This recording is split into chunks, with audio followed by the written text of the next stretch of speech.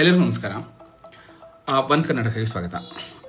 BJP ರಾಜ್ಯಾಧ್ಯಕ್ಷರಾದ ಒಂದು ಅಧ್ಯಕ್ಷ ಸ್ಥಾನಕ್ಕೆ 2 ವರ್ಷ ಪೂರೈಸಿದ್ದಾರೆ ವಿಜೇಂದ್ರ ಅವರು. ಅಧ್ಯಕ್ಷ ಸ್ಥಾನಕ್ಕೆ ಏನಾದರೂ ಕೂತಿದ್ಯಾ ನೋಡೋಣ ಬನ್ನಿ. ರಾಜಕೀಯದ ಅಪ್ಡೇಟ್ ಏನಂತ.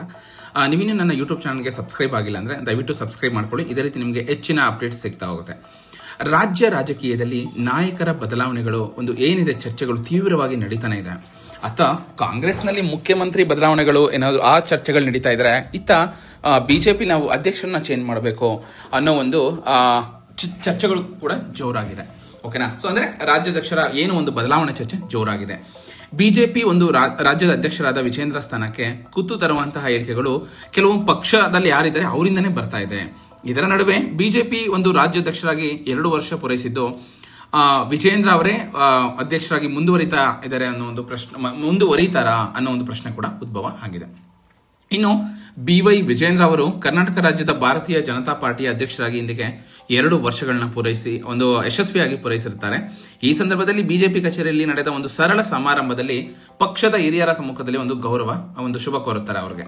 ಹಾಗೆ ಈ ಕುರಿತು ಬೆಂಗಳೂರಿನಲ್ಲಿ ಮಾಧ್ಯಮಗಳ ಜೊತೆ ಮಾತನಾಡಿ ಬಿಜೆಪಿ ಅಧ್ಯಕ್ಷನಾಗಿ ಮುಂದುವರಿಯುವ ಬಗ್ಗೆ ಹೈಕಮಾಂಡ್ ಶೀಘ್ರದಲ್ಲಿ ಸ್ಪಷ್ಟನೆ ನೀಡಲಿದೆ ಎಂದು ಬಿಜೆಪಿ ರಾಜ್ಯ ಅಧ್ಯಕ್ಷರಾದ BY ವಿಜೇಂದ್ರ ಅವರು ಹೇಳಿದರು. ನನಗಂತೂ ಸ್ಪಷ್ಟನೆ ಸಿಕ್ಕಿದೆ, ರಾಜ್ಯದ ಬಿಜೆಪಿ ಘಟಕದ ಅಧ್ಯಕ್ಷನಾಗಿ ಕೆಲಸ ಮಾಡ್ತಿದ್ದೇನೆ ಎಂದು ಹೇಳುವ ಮೂಲಕ ಪರೋಕ್ಷವಾಗಿ ನಾನು ಅಧ್ಯಕ್ಷನಾಗಿ ಮುಂದುವರಿತೀನಿ ಅಂತ ಕೂಡ ಅವರು ಹೇಳಿದ್ದಾರೆ. ಹಾಗೆ BY ವಿಜೇಂದ್ರ ಅವರು ತಮ್ಮ ಅಧ್ಯಕ್ಷತೆಯ ಏನಿದೆ ರೆಸ್ಪಾನ್ಸಿಬಿಲಿಟಿ ಜವಾಬ್ದಾರಿಯನ್ನ ಬೂತ್ ಅಧ್ಯಕ್ಷರ ಮನೆಗೆ ಭೇಟಿ ಪ್ರಾರಂಭಿಸಿದ್ರು. ಕರ್ನಾಟಕ ರಾಜ್ಯಾದ್ಯಂತ ಪ್ರವಾಸ ಕೈಗೊಂಡು ತಳಮಟ್ಟದಲ್ಲಿ ಪಕ್ಷದ ಸಂಘಟನೆಯನ್ನ ಬಲಪಡಿಸಲು ಕಳೆದ 2 ವರ್ಷಗಳಲ್ಲಿ ರಾಜ್ಯದ ಎಲ್ಲಾ ವಿಧಾನಸಭಾ ಕ್ಷೇತ್ರಗಳನ್ನು ಈಗಾಗಲೇ ಭೇಟಿ ನೀಡಿರುತ್ತೇನೆ ಅಂತ ಮಾಹಿತಿ ಕೂಡ ನೀಡುತ್ತಾರೆ.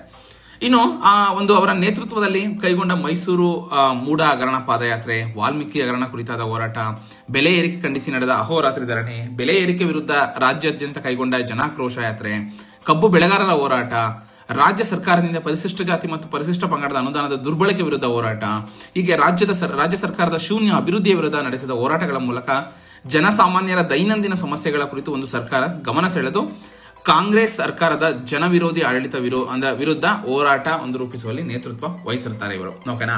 ಸೊ ಇನ್ನು ಅಧ್ಯಕ್ಷರ ಯಶಸ್ವಿ ನೇತೃತ್ವದಿಂದ ಮಾನ್ಯ ಪ್ರಧಾನಮಂತ್ರಿ ನರೇಂದ್ರ ಮೋದಿ ಅವರ ನೆಚ್ಚಿನ ಮನ್ ಕಿ ಬಾತ್ ಕಾರ್ಯಕ್ರಮದ ಅನುಷ್ಠಾನದಲ್ಲಿ ಕರ್ನಾಟಕ 3ನೇ ಸ್ಥಾನದಲ್ಲಿರುವುದು ನಮ್ಮೆಲ್ಲರಿಗೆ ಹೆಮ್ಮೆ ತಂದಿದೆ ಅಂತ ಕೂಡ ಹೇಳ್ತಾರೆ. ಹಾಗೆ ಜಗನ್ನಾಥ ಭವನದಲ್ಲಿ ಇಂದು ನಡೆದ ಸರಳ ಸಮಾರಂಭದಲ್ಲಿ ಯಶಸ್ವಿಯಾಗಿ 2 ವರ್ಷ ಪೂರೈಸಿ 3ನೇ ವರ್ಷಕ್ಕೆ ಪಾದಾರ್ಪಣೆ ಮಾಡುತ್ತಿರುವ ಈ ಸಂದರ್ಭದಲ್ಲಿ ರಾಜ್ಯದ ಮಾಜಿ ಮುಖ್ಯಮಂತ್ರಿ ಹಾಗೂ ಸಂಸದರಾದ ಬಸವರಾಜ ಬೊಮ್ಮಾಯಿ, ಹಾಗೆ ವಿಧಾನಸಭೆಯ ವಿರೋಧ ಪಕ್ಷದ ನಾಯಕ R ಅಶೋಕ್, ಮಾಜಿ ಉಪಮುಖ್ಯಮಂತ್ರಿ ಹಾಗೂ ಸಂಸದ ಗೋವಿಂದ ಕಾರಜೋಳ, ಹೀಗೆ ಕೋರ್ ಕಮಿಟಿಯ ಸದಸ್ಯ ಹಾಗೂ ಮಾಜಿ ಸಚಿವ ಬಿ ಶ್ರೀರಾಮುಲು, ಈಗ ಅನೇಕ ಜನರು ಇರ್ತಾರೆ. ಮತ್ತೆ ಅಧ್ಯಕ್ಷರನ್ನ ಸನ್ಮಾನಿಸಿ ಗೌರವ ಕೂಡ ಮಾಡ್ತಾರೆ. ಇಲ್ಲಿ ಯತ್ನಾಳ್ ಮತ್ತೆ ವಿಜೇಂದ್ರ ನಡುವೆ ಪೈಪೋಟಿ ಇದೆಯಾ ಅನ್ನೋ ಮಾತುಗಳು ಕೂಡ ಕೇಳಿ ಬರ್ತಾ ಇದೆ. ಸೊ ಅಧ್ಯಕ್ಷರಾಗಿ ಮುಂದುವರಿತಾರ ಅಥವಾ ಹೊಸ ಅಧ್ಯಕ್ಷರನ್ನ ಬಿಜೆಪಿ ಸರ್ಕಾರ ಅಂದ್ರೆ ಸೆಂಟ್ರಲ್ ಇಂದ ಹುಡುಕ್ತಾರ, ಕಾದು ನೋಡ್ಬೇಕು. ಸೊ ಇದ್ರ ಬಗ್ಗೆ ನಿಮ್ಗೆ ಏನ್ ಅನ್ಸುತ್ತೆ ಕಮೆಂಟ್ ಮುಖಾಂತರ ತಿಳಿಸಿ. ಇದೇ ರೀತಿ ಹೆಚ್ಚಿನ ಅಪ್ಡೇಟ್ಗಾಗಿ ನನ್ನ ಯೂಟ್ಯೂಬ್ ಚಾನಲ್ ಸಬ್ಸ್ಕ್ರೈಬ್ ಮಾಡಿ, ಹೀಗೆ ಸಪೋರ್ಟ್ ಮಾಡ್ತಾ ಇರಿ. ಧನ್ಯವಾದಗಳು.